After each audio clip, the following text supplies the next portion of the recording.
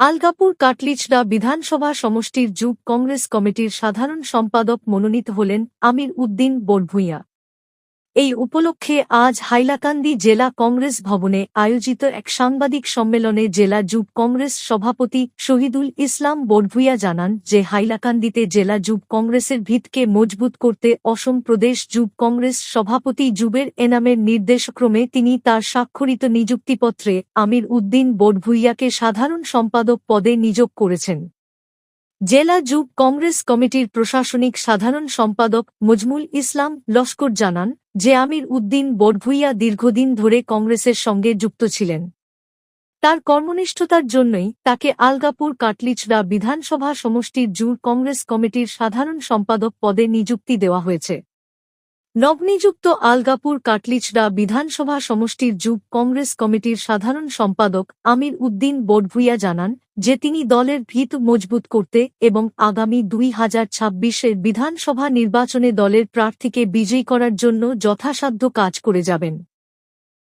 আজকের এই সাংবাদিক সম্মেলনে উপস্থিত ছিলেন হাইলাকান্দি জেলা যুব কংগ্রেস সভাপতি শহীদুল ইসলাম বড়ভূঁইয়া, প্রশাসনিক সাধারণ সম্পাদক মজমুল ইসলাম লস্কর, আলগাপুর কাটলিচড়া বিধানসভা সমষ্টির যুব কংগ্রেস সভাপতি কামিল আহমেদ, নবনিযুক্ত সাধারণ সম্পাদক আমির উদ্দিন বড়ভূঁইয়া প্রমুখ।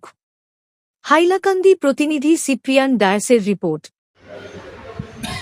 এই মুহূর্তে আমরা এসেছি হাইলাকান্দি জেলা যুব কংগ্রেস কমিটির সভাপতি শহীদুল ইসলাম বড়ভূঁইয়া সাহেবের কার্যালয়ে। উনি একটি সাংবাদিক সম্মেলন আহ্বান করেছেন। তো শহীদুল ভাই, আজকে আপনার এই সাংবাদিক সম্মেলন আহ্বান করার মূল বিষয়বস্তুটা কি? দু চারটি কথার মাধ্যমে অবগত করুন। আজকে আমরা দুজন অ্যাপয়েন্টমেন্ট দিয়েছি, দুজনকে। একজন নির্মল চন্দ্র রায়, হাইলাকান্দি জেলা যুব কংগ্রেসের ডিস্ট্রিক্ট জেনারেল সেক্রেটারি, এবং আরেকজন আমির উদ্দিন লস্কর, ওনাকে আলগাপুর কাটলিচড়ায় জেনারেল সেক্রেটারি হিসাবে দায়িত্ব দেওয়া হয়েছে যুব কংগ্রেসে। যার জন্য অতিরিক্ত আজকের দিনটি আমাদের জন্য আনন্দদায়ক, কারণ আমরা যে দুজনকে অ্যাপয়েন্টমেন্ট দিয়েছি ওনারা আমাদের আগামী এক সপ্তাহ ভিতরে একটা জয়েনিং প্রোগ্রাম হবে। এই জয়েনিং প্রোগ্রামে ওনারা তাদের থেকে বলেছেন যে কমসে কম 2000 লোক নিয়ে আমাদের এই প্রোগ্রামকে সাকসেস করবে, যার জন্য আমরা অত্যন্ত আনন্দিত। এবং ওনারা আগে বিভিন্ন রাজনৈতিক দলের সঙ্গে জড়িত ছিলেন, বিগত কয়েকদিন থেকে আমাদের সঙ্গে কাজ করছে, এবং ওনাদের যে কার্যকলাপ আমরা দেখতে পাচ্ছি সেই কার্যকলাপ থেকে লাগছে ওনারা এই দলের এই পদের যোগ্য। তার জন্য আমরা যোগ্য ব্যক্তিকে যোগ্য স্থানে দিতে হবে, যার জন্য আমরা দিয়েছি। এই বিশেষ কাজের জন্য আমাকে অনুরোধ করেছিলেন হাইলাকান্দি জেলা যুব কংগ্রেসের admin general secretary advocate Maqbul Hossain Laskar ভাই। উনি দুই একটা কথা বলবেন। আমার সঙ্গে উপস্থিত আছেন কাটলিচড়া আলগাপুর কাটলিচড়া এসএমডি সভাপতি আলকামিল মজুমদার এবং আমির উদ্দিন লস্কর।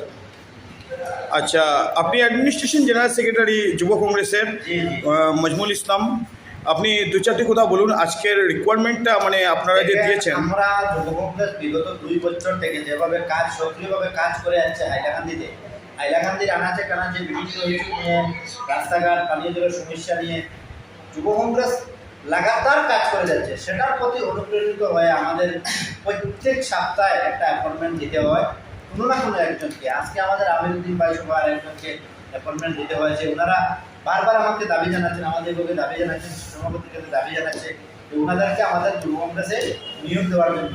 আজকে আমরা যুব কংগ্রেসের রাজ্যিক সভাপতি জুবাইরের নামের নির্দেশে আমরা সেই অ্যাপয়েন্টমেন্ট ওনাদের কাছে তুলে দিয়েছি। আগামী যে মনে হয় 2026-এর নির্বাচন আছে, সেই নির্বাচনের রণনীতিটাকে প্রস্তুত করার জন্য কি আপনাদের এই পদক্ষেপ? দেখেন, রাহুল গান্ধী একটা কথা বলেন, যুবকদের হাতে উনি সমস্ত কংগ্রেসের দায়ভার যুবকদের হাতে তুলে দিতে চান। রাহুল গান্ধীর নির্দেশ মনে আমরা হাইলাকান্দি থেকে এই যুব কংগ্রেসের তৎপরতা এবং কাজ চালানো আরম্ভ করেছি। আগন্তক দিনে আপনারা দেখবেন যে হাইলাকান্দি জেলায় আগন্তক যেটা নির্বাচন আসছে, বিধানসভা নির্বাচন, সেই বিধানসভা নির্বাচনে সক্রিয় সহযোগিতা ভূমিকা পালন করবে হাইলাকান্দি জেলার। আচ্ছা, আলগাপুর আগামী হ্যাঁ, আপনি বলুন আপনাদের যে এই যে নিয়োগটা আজকে যেটা দেওয়া হলো, মানে এটা কি আগামী বিধানসভা নির্বাচনের মানে রণনীতি প্রস্তুত করতে আপনাদের মানে কংগ্রেসকে মজবুত করার ধারার জন্য নাকি করা হয়েছে? দেখুন, যুব কংগ্রেস কোনো নির্দিষ্ট নির্বাচনকে কেন্দ্র করিয়া যুব কংগ্রেসের সাংগঠনিক কার্যকলাপ চলে না। যুব কংগ্রেসের কার্যকলাপ শুরু থেকে দলের জন্য, জনগণের জন্য চলে আসছে এবং নির্বাচন করেও চলবে। যারা আজকের দিনে যুব কংগ্রেসে নতুনভাবে আসছেন, ওরা যুব কংগ্রেসের কাজে অনুপ্রাণিত হয়ে, ন্যাশনাল কংগ্রেসের কাজে অনুপ্রাণিত হয়ে দলের সঙ্গে যুক্ত হয়েছেন এবং যে ব্যক্তিকে যে সংগঠনে বা যে জায়গায় দিলে উনি উনার যে প্রতিভা আছে বা দলের প্রতি যে দায়বদ্ধতা আছে সেটা পরিপূর্ণভাবে করে যেতে পারবেন, ওই ব্যক্তিকে ওই পদটাই দেওয়া হচ্ছে এবং উনাকে সাধারণ জেনারেল সেক্রেটারির যে পদটা দেওয়া হয়েছে, উনি আগে থেকেই সক্রিয় ছিলেন সাংগঠনিকভাবে, তাই ওনাকে এই পদটি দেওয়া হয়েছে এবং স্টেট প্রেসিডেন্টের নির্দেশ মর্মে ওনাকে আজকে অ্যাপয়েন্টমেন্ট লেটারটা দেওয়া হয়েছে এবং আমরা আশাবাদী যে আগন্তুক 2026 বিধানসভা নির্বাচন সহ প্রতিটি কাজে ওনার সহযোগিতা এবং ওনার যে সাথে যে ছেলেরা আছে ওরা যুব কংগ্রেসের কাজ করবে। ধন্যবাদ। আচ্ছা, আপনি যে আজকে যুব কংগ্রেসের আলগাপুর কাটলিছড়া সমষ্টির যে জেনারেল সেক্রেটারি পোস্টটা পেলেন, এটা পাওয়ার পরে আপনি প্রতিক্রিয়া স্বরূপ কী বলতে চাইবেন?